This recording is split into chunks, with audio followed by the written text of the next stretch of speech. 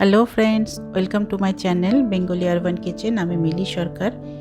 আজকে আমি বানাচ্ছি ভেটকি মাছের ভাপা। ভেটকি মাছ খুব নরম মাছ, এটা দিয়ে খুব সহজেই একটা ভাপা তৈরি করে ফেলা যায়।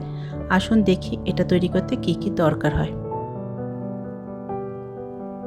প্রথমে আমি 1 চামচ কালো সর্ষে নিচ্ছি, আর নিচ্ছি 1 চামচ পোস্ত, আর নেব আদা 1 ইঞ্চি পরিমাণে, আর দুটো কাঁচা লঙ্কা, আর নেব নারকেল কোড়ানো। এখানে আমি 4 চামচ নারকেল কোড়ানো নিয়েছি।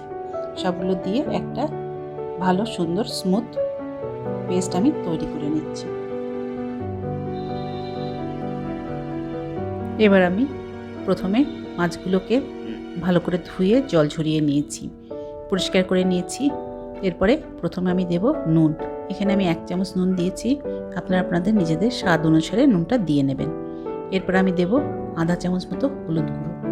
তারপরে আমি দেব যে মশলাটা বানিয়েছিলাম, সর্ষে, আদা, কাঁচা লঙ্কা, নারকেল সব দিয়ে যে একটা স্মুথ পেস্ট বানিয়েছিলাম, সেই পুরো পেস্টটাই আমি এর মধ্যে দিয়ে দেব।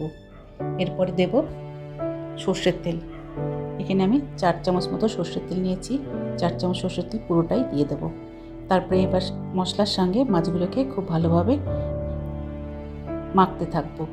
ওপর নিচ করে ভালোভাবে মাখবো, যাতে মশলাগুলো মাছের মধ্যে লেগে যায় ভালোভাবে।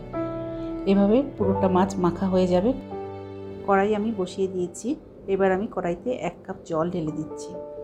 এরপরে মশলা দিয়ে মাছগুলোকে যে মেখেছিলাম সেটাকে একটা স্টিলের বাটিতে আমি ট্রান্সফার করে নিয়েছি। বাটিটা ঢাকা দিয়ে আমি এই জলের মধ্যে বসিয়ে দেব। এটা হতে মিনিট 10 মতো সময় লাগবে, আর আঁচটা এটাকে সিমে করেই রাখতে হবে।